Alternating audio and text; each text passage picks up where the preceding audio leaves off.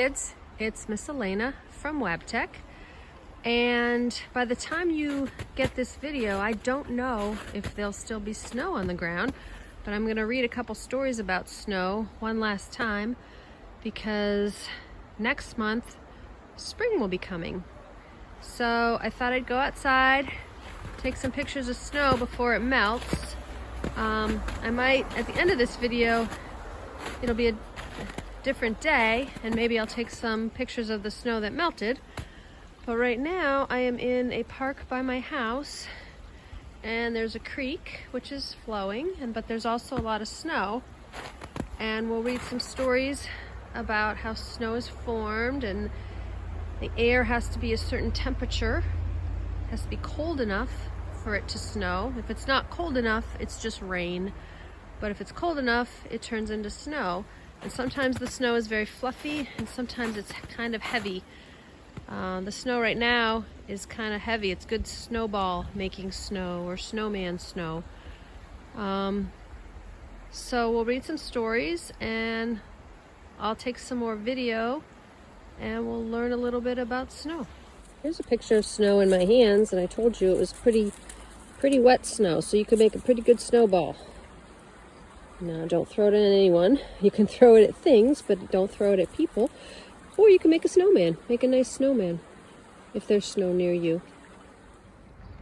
By the time you see this video, it's going to be the month of March, and winter will be almost over. And not everybody likes winter. It's kind of long, and the trees don't have any leaves on them at all, see? But it can be very pretty. And it won't be long before these trees have little buds on them and leaves. So maybe in a couple months I'll do another video that shows the same spot and how it's changed. But right now we still have a lot of snow. Let's read a little book about snow.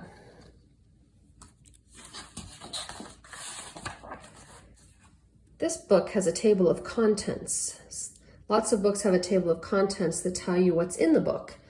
So this table of contents says what is snow, types of snow, snow dangers, melting snow, and then some things in the back if you want more information. So, what is snow? Snow is frozen bits of water falling from the clouds. It is cold and soft, and it piles up in the ground. So, snow is really water that's very cold, and when it gets very cold, instead of rain, it's snow. When the air is cold, water vapor forms ice crystals in clouds. Ice crystals gather together to form snowflakes. This process is a form of condensation. We know what this looks like, right? We've seen lots of snow. When snowflakes fall from clouds, it's called precipitation. Most snowflakes have 6 sides, but every snowflake is different. Have you ever heard that every snowflake is different? It's hard for us to tell because we can't see them big like this. They're teeny tiny. But if you looked at them under a microscope or magnifying glass, you would see that they're all very different. The air temperature must be near freezing for snowflakes to reach the ground. Temperatures above freezing turn snowflakes to rain. So this is a thermometer, and if the temperature gets below 32 degrees, it will snow. It's very cold. If it's above, it will turn into rain. And that's probably what we'll see in the next couple of weeks in Erie, where we live, because it gets cold, then it warms up, then it gets cold again. So sometimes it rains and sometimes it snows. Types of snow. Some snow is soft and dry. It feels like powder, and people sled or ski on it. Some snow is wet. Wet snow sticks together. People make snowmen and snowballs out of it. So that snow that I showed you in the park near my house was wet snow. That's why I was able to pack it together into a snowball. Snow dangers. Blizzards are windy snowstorms. People cannot see through blizzards. Snow falls quickly and blows into drifts. And I bet you've seen something like this in Erie too. Sometimes it's snowing so much and it's so windy that it's hard to see. And it's probably best to just stay inside when that happens. But if you have to go somewhere, dress warm. Avalanches happen when huge piles of snow slide down a mountain. Avalanches bury everything in their path. Now, we don't have avalanches around here. Avalanches happen on mountains, and we don't have mountains right near where we live. So if people are on a mountain with snow, they need to be careful because avalanches can happen, but they won't happen where you live. Melting. When the weather is warm, snow melts. It soaks into the ground. It runs off into streams. Snow becomes water. And that's what we're going to see pretty soon here in Erie when everything warms up and all the snow starts to melt.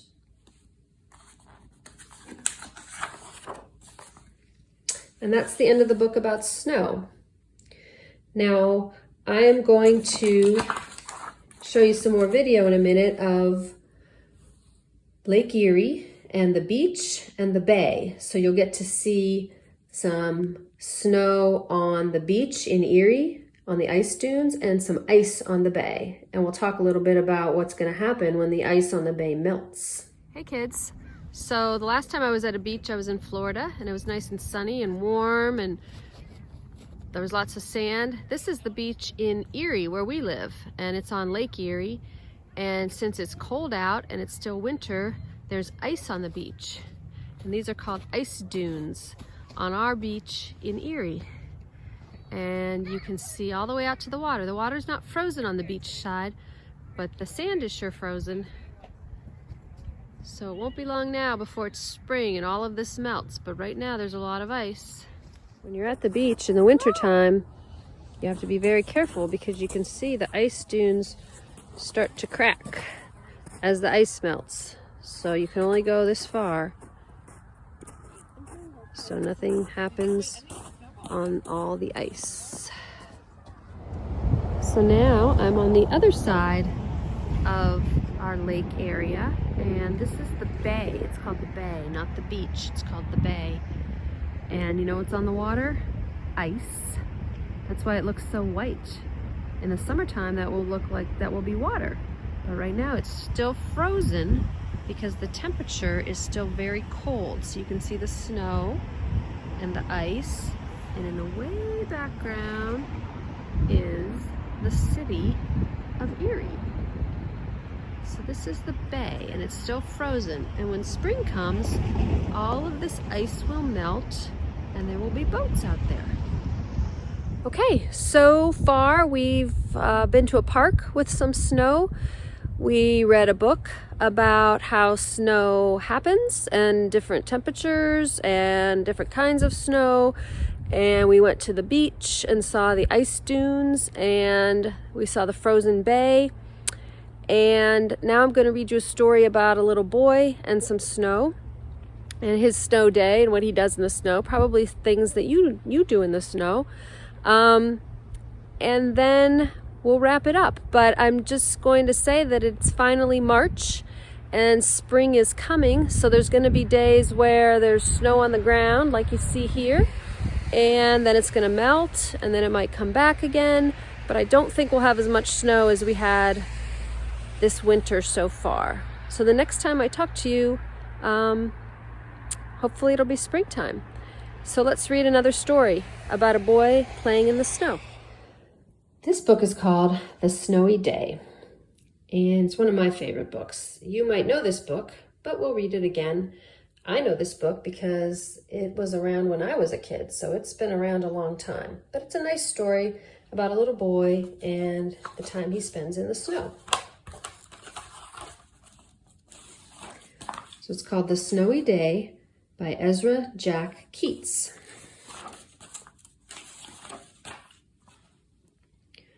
One winter morning, Peter woke up and looked out the window. Snow had fallen during the night. It covered everything as far as he could see. After breakfast, he put on his snowsuit and ran outside. The snow was piled up very high along the street to make a path for walking. Now, you probably see that in your neighborhoods or at the store when the snow plows plow up the streets or people shovel their sidewalks. You get big piles of snow. And those usually last a long time. Even if it gets warm, it takes a long time for those to melt. Crunch, crunch, crunch. His feet sank into the snow. He walked with his toes pointing out like this. He walked with his toes pointing in like that. Because it's fun to make footprints in the snow and see what they look like. Then he dragged his feet slowly to make tracks.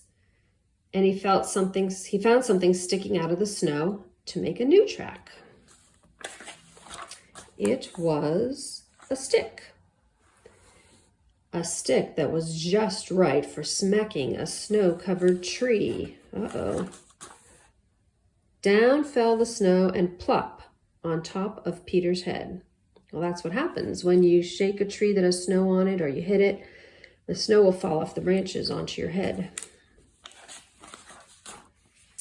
He thought it would be fun to join the big boys in their snowball fight, but he knew he wasn't old enough, not yet.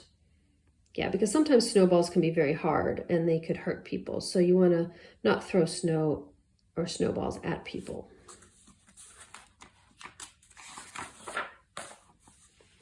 So instead, he made a smiling snowman and he made a snow angel. He pretended he was a mountain climber. He climbed up a great big tall heaping mountain of snow and slid all the way down. He picked up a handful of snow and another and another. He packed it round and firm and put the snowball in his pocket for tomorrow. Then he went into his warm home. He told his mother all about his adventures while she took off his wet socks. He thought and thought and thought about them. So he was thinking about his day in the snow and his adventures. Before he got into bed, he looked into his pocket. His pocket was empty. The snowball wasn't there. He felt very sad. Why do you think that was? Why was the snowball not there anymore? Because it was too warm, right? While he slept, he dreamed that the sun had melted the snow away, which happens sometimes. But when he woke up, his dream was gone. Snow was still everywhere, and new snow was falling. That happens, right? After breakfast, he called to his friend from across the hall. They went out together and into the deep, deep snow. And that's the end of the story. So I hope you liked the stories about snow and got to see a little bit of the outside snow and at the park and at the lake and at the beach because pretty soon it's going to be gone and it'll be back next year. But if there's a little bit of snow left and you want to get out and enjoy it, you should because it's not going to last much longer. And that's all I have for you this month. I will see you next time.